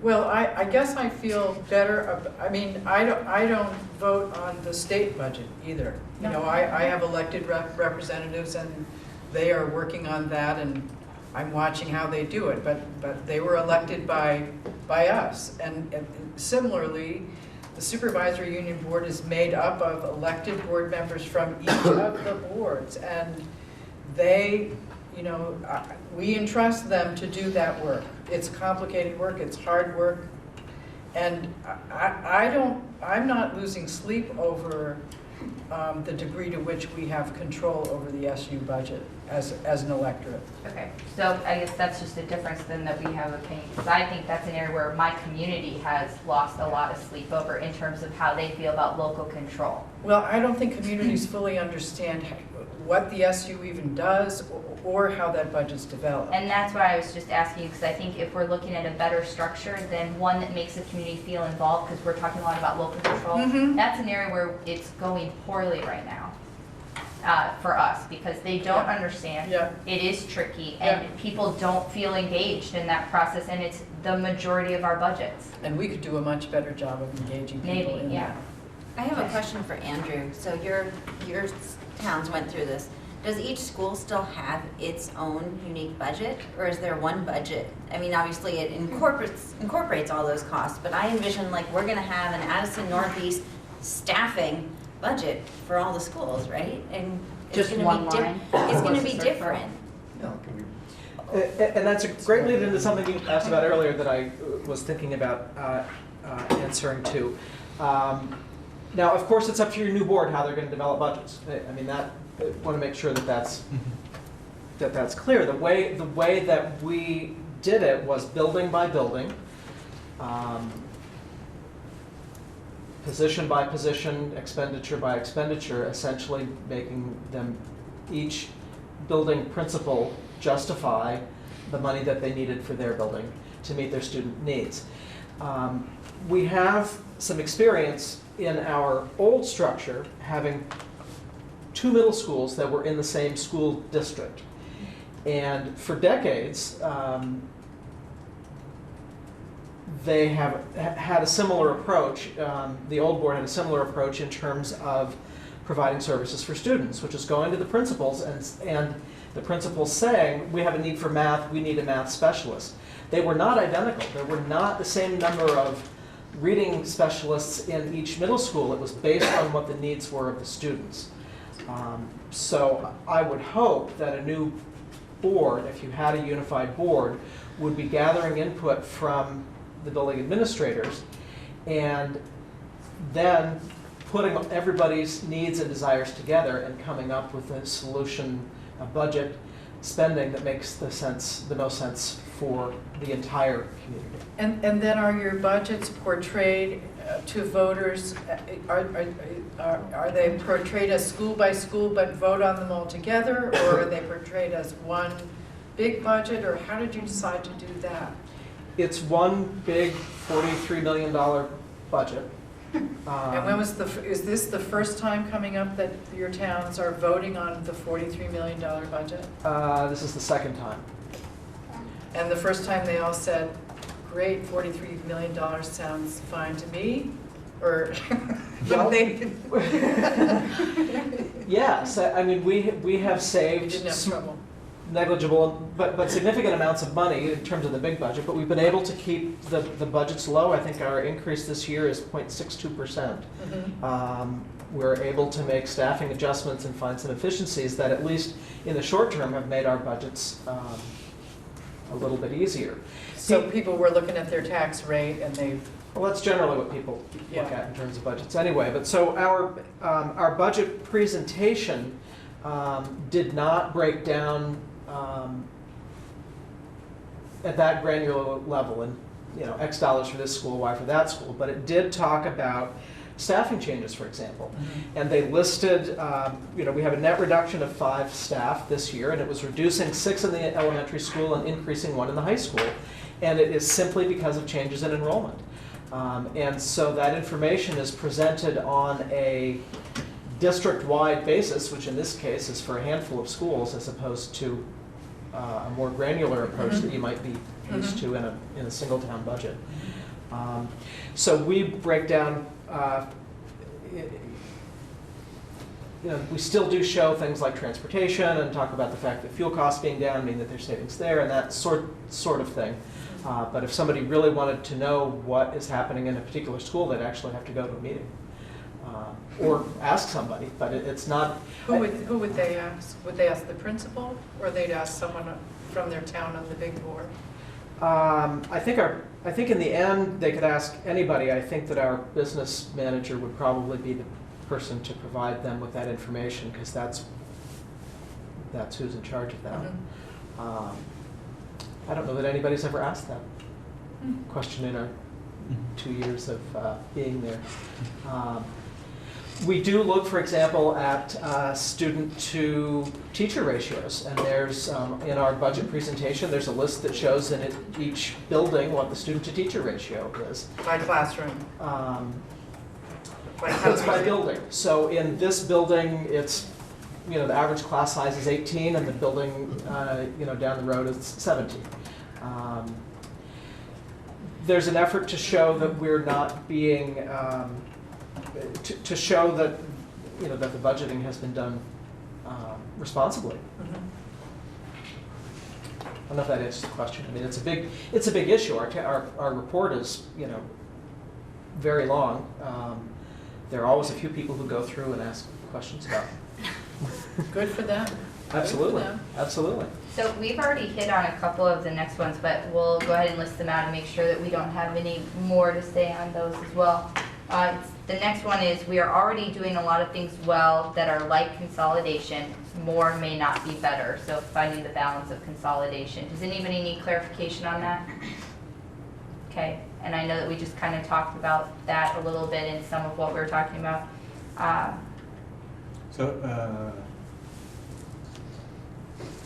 guess the one thing I would, no, never mind. Go ahead.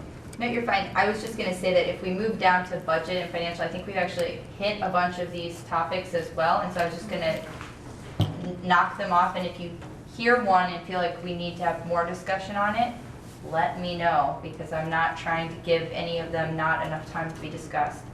The next one is budget and financial, and that was the whole budget is very complex. Discussion on that, Stephen? So I'll just, this is me playing devil's advocate. It's like, I can get my hands around the Moncton Central School budget, but I can't get my hands around the Mount A budget. It's too big, it's too complex. So this is a con, and it's just going to be a con no matter what, but it's a con. It's hard for me to imagine that I'm going to look at Andrew's $43 million budget and make sense of it, and make as a citizen, make. Well, as taxpayers, we already are asked to vote on the Mount Abraham budget and our That's true. individual school budgets, so we're actually asking every town member already to wrap their minds around both budgets. Not that I do it well, but I ask Howard lots of And the questions, SU and And we the Career pretend. Center. And the Hannaford Career Center, And the right? SU budget. thank you, and the SU budget, not directly, but indirectly when we vote, when the SU board votes on it. So, I mean, we do have a lot of, money is complex, and when we're running this many schools, it is complex. Mike?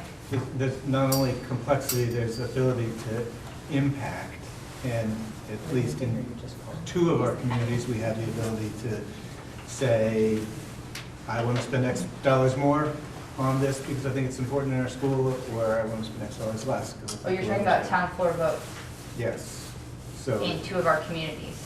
yes. Who is it besides Lincoln? Starksboro. Thank you. And I would say, I don't know if that showed up on the list, but that's a It is huge on the issue. list. It's on the list. It is on the list. Jen?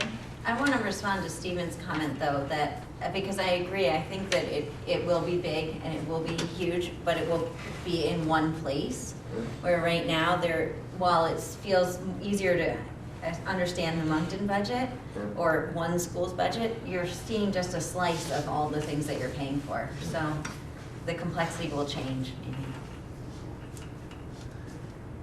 Steven? I'll just, under the heading of solutions, Yeah. you could, especially for the first year, you could try and vote that consolidated union budget from the floor in Mount A. You know? Explain that to me better. So we have 2 communities who are voting from the floor, and you could make your first year A special town meeting. it's just so, you could vote from the floor 2 articles.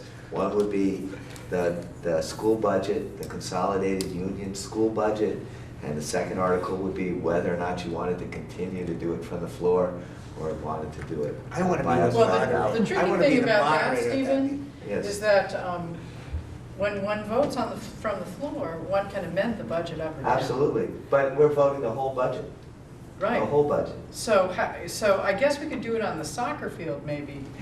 Well, I suspect the basketball team would be fine. Yeah, go ahead. The sad statement about that is it wouldn't require that much room. Because, I know that. because We could do it. when it's closer to home, people feel like they can have impact and they come. Hold on. Or maybe I should say, my fear. So Hold on. Okay, so Ed, go ahead. Say, There was one thing for me about the business of schools, governance of schools. The most important thing board members do is select and hire superintendent and principals. If you've got good ones, it goes well. If you don't, it doesn't. And there isn't a way, you cannot legislate to overcome a bad boss. There's no way you can do that. I guess I misunderstand who's the boss, because I've always thought that what we think of is a strong, unified board. I would think that what we have now is sort of a board that doesn't meet that often that oversees the superintendent, where I was thinking we would have, like our current school boards, our current school boards meet, what, twice a month and once a month? once a month. Once a month? in theory. As I go to so many meetings, so once a month. I mean, you'd have a school board that was meeting once a month, rather than, It used to be Less often. biannually. right, The SU biannually. used to do biannually. It's a new thing now with the carousel for the SU to meet more frequently. I mean, you're right, I've always envisioned a strong board. I haven't envisioned a weak board in any sort of consolidation. And our SU board also has an executive board, which also adds to sometimes the strength or weakness perceived by others of each individual board and what each one can handle. Just to muddy the waters further. Anyway, the next, Sorry. no, you're fine. The next couple on the budget financial, all are ones we've again discussed still, which was how would capital projects be handled in a larger district? Would towns feel ownership? Potentially harder to pass a budget or a bond. For example, the one school we own together needs major work. And the last one is may not save money, which is the only one we have not really discussed. And I didn't know if anybody would like to discuss that now as a con of a unified district, is that we may not save a lot of money. Yeah. Go ahead, Herb. Yeah, I think that's a real important one. I don't think we can resolve it it's just an opinion one way or another. I'm still skeptical that it's gonna save much money, but I think if we had that fiscal tool, I think if we also, I mentioned this before, and I'd love to talk to the folks when they get over the budget issue, of taking a 5-year look back. Okay, so assume 5 years ago, we had a unified district and project forward to now. What would the fiscal implications be? You know, would we be in better shape fiscally? That would go a long way to helping me with the thing. I'd like to do the same for the quality, but that would really go a long way to helping me make a decision about this. Your software though doesn't do that, right?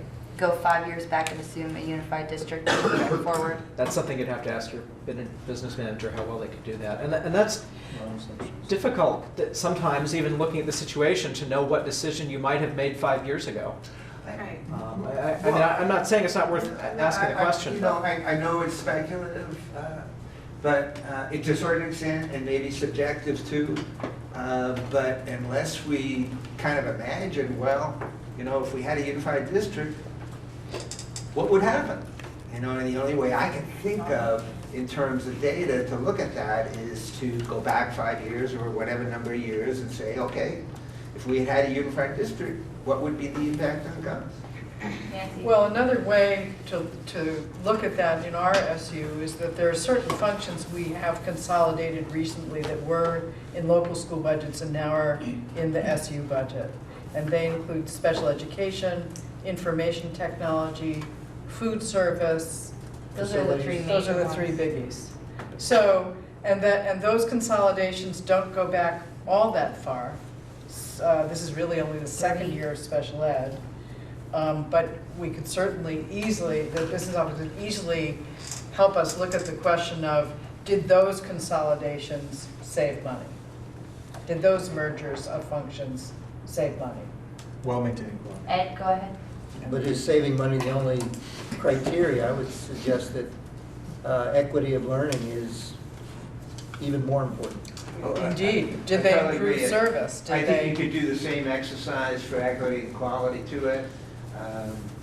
But I'm just, you know, if you're looking for what types of information would be helpful for us to make some decisions about these pros and cons, Yeah, no. that would and be where it's I at have for me. 2-minute takers here, so even though it looks like I'm not taking a lot of notes, 2-minute takers. I know my weakness. And then we also had, for cons, ease of sharing resources between schools, may be harder for principals. And does anybody need any clarification on that one? Just that if people are allowed to be shared or resources are allowed to be shared, then maybe principals would lose some control over whether or not they want to share all of their resources or when they share them. And we also talked about sharing principals. Yeah, which I was against entirely. Right. Which you objected to. Only because I really like my principals. Go ahead. I might not phrase it, it may be hard on principals, but it may also be hard on the consistency of the school community, on kids, Yeah. on the community, Okay. would be my one amendment to that. And then we did talk a little bit about this, possible loss of creativity within each school to adapt to local needs and try new approaches, which I feel we covered at length when we discussed one of them. This is why we have some duplicates, but it was just to make sure we preserved everybody's ideas. Then the next one was more stakeholders could mean more difficulty to convince investment in different towns' issues. We talked about that too. And then perspectives of the change in our perception of our community. I think we all talked about that too. What is our community? Is that pro or con? And then we just talked about Lincoln and Robinson can no longer vote from the floor on their school budget, which, you know, the good thing is when we talk about these things, it really all kind of condenses down to a couple main, I think, big sticking points that we already know we either have difficulty with now or we have difficulty with the idea of how it would work well in the future, which means those are good because those are areas that we can address and that keep on popping up. We only have 3 more minutes before we are out of time for tonight. So we'll start under school board for our next meeting for sure to try to finish up the cons list. And what I will do is I'll try to work with Andrew to get a hard and fast timeline for if we would vote in November or if we would vote in our regular next year's meeting backwards for when we would have to have our articles to go up to the first level for like attorney review to be successful in terms of time, just so we all know the two different dates for timeline in terms of months. And that way, hopefully, we can get an idea of comfort with how much more we have to go versus meeting one of those two deadlines, or if we want to work harder to do that, or if we're on the right track. Does that sound fair to everybody for that? Do we have next meeting dates? No, we need to come up with two next meeting dates. But is that fair? Because I think I heard that time was kind of an issue. We wanted to get a better sense of it, and I at least can get us that far, and then maybe we can help decide how many meetings we want to have of what and when based on that. Okay. So if I'm hoping that I'm very excited about a timeline. Yep. I'm very excited about the 3 areas we talked about Yep. tonight. And if we can make that timeline with the development of those 3 areas and community forums around those 3 Yes. areas. And I will tell you, we are working still to schedule the select board meetings, and I believe we are almost set with all of those. So we will have emails going out to each group of people for the time that their town select board meeting will be, that we will be attending. We're just trying to confirm with all the select boards, because with budgets and stuff, they had conflicts of when they were meeting versus not. Ed? We made it official by vote which level of acceleration we're going after. I believe that we had all agreed that we were not on the actual accelerated program, that we were just on the regular, to meet So you the need tax 10. advantages timeline, yes. Okay. And we can look back in the meeting minutes if we want to We did confirm take a Mike. vote. We did take a I vote. am well aware of the process that led us to where we're at with public engagement. I have this nagging concern that we're not, that even though we don't know exactly where we're going, that we should be engaging quicker.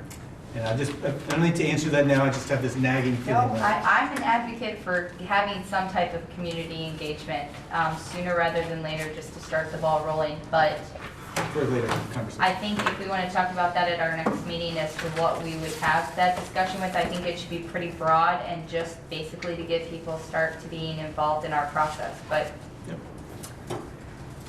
okay, so we're looking into March. I would recommend not the first week of March because of town meetings and stuff like that. So And the second week is the carousel meeting. On the for all 8th. boards, right? yes. So we could do the 9th if any. There's a function here, like a middle school, the Pops Oh, concert. okay. So that would be. So how about the week of the 16th, Wednesday the 16th? Oh, I'm not hearing any negatives, I'm loving it. Okay, Wednesday the 16th, Ed? We need to be done with our work nominally by August. Yeah, potentially. Well, if we want to hit one of those two specific dates, those were just two dates, Boy, I Andrew. can't picture dragging this out. I personally hope not either, but those two dates were just dates that Andrew had thought would be good to get a lot of people out to vote on. They're not, I agree Yeah. with that, but allowing for the review time, it means we've got to be done by August. Yep. To get we have the elections. summer, basically. Thank you for that point. Anyway, we've generally been trying, our goal was to hit 2 times a month to move forward. And March 16th is the first time I'm hearing that we have availability. Is somebody looking at the ANESU calendar? Yeah, the only one for this month is, I believe, So why didn't we want? we have the carousel on the 24th. What? Why didn't we want the first week of March? Because we have town meetings and stuff. And the reason why we're not doing the 9th is because of the Pops concert, and is that a conflict for this group? I think it's a conflict, okay, for a couple people, and it might also be a conflict just to have space in the building. I That's don't fine. know. Yeah, Jen? I'd like to test the assumption that we can't meet the second. I can only speak for Moncton. We have our budget meeting the week before, so we don't actually have any town We have meeting ours- day events. I don't know how that affects others though. We have to be at our town meeting and we have a budget meeting. Right. So we have They like do- 2 they meetings. do that. Isn't your meeting on Monday night? No, Tuesday. Bristol. Tuesday, yeah, and then, well, we have it on the 29th, we have one meeting. That's Monday. That's Monday. Yeah. Bristol's is the 29th. Moncton, Yeah. is it on Tuesday, right? No. No, we're doing Move to Saturday Saturday. for town meeting, and the Why do we election move to is Saturday? Tuesday, March Interesting. 1st. You do Saturday? In our school We meetings. followed you. I guess we can go the second, I was trying to be kind to people, because I know that that always kind of is a process, but if people would like to do it the second instead, I can make myself available. I was just putting it out there, just the 16th is a month from now, so I know we're trying for 2 a month, but that just feels. So the really second far work for people? Yeah, sure. Okay, let's do Wednesday the second, and then how does the 16th work for everybody for the next one? It's either the 16th or the 23rd. Works. 16th. Okay, 16th, so the 2nd and the 16th of March. And please, as always, if for some reason you can't attend, if you can just shoot me a quick email or something, that way, in case we wouldn't have a quorum, I can let everybody know so that people don't show up without a quorum. And we're talking again 6:30 to 8:30? Yes, 6:30 to 8:30, Wednesday, March 2nd, and Wednesday, March 16th. Very good, very good. And someone's gonna secure this room. Yep, Someone's doing. yep, we do it through Karen when we do the minutes. So, Do you wanna do another one too? No, I would like to only do 2 right now, planning wise. Jen? Would you like me to have the notes I took tonight sent out through Karen? Would people be interested in having I those? think that's fine if people would like them. They do get fees. Yep, go ahead. People seem really enthusiastic about that. Yeah, I think Whoa. it's ones go down. Okay, so, I need a motion for us to terminate this evening's discussion. So I have a moved. move from Second. Mike, I have a second from Steven. Any further discussion? Seeing none, all those in favor? Opposed? Thanks for coming, guys. Hope you enjoy the rest of your week off. Well, from school. like,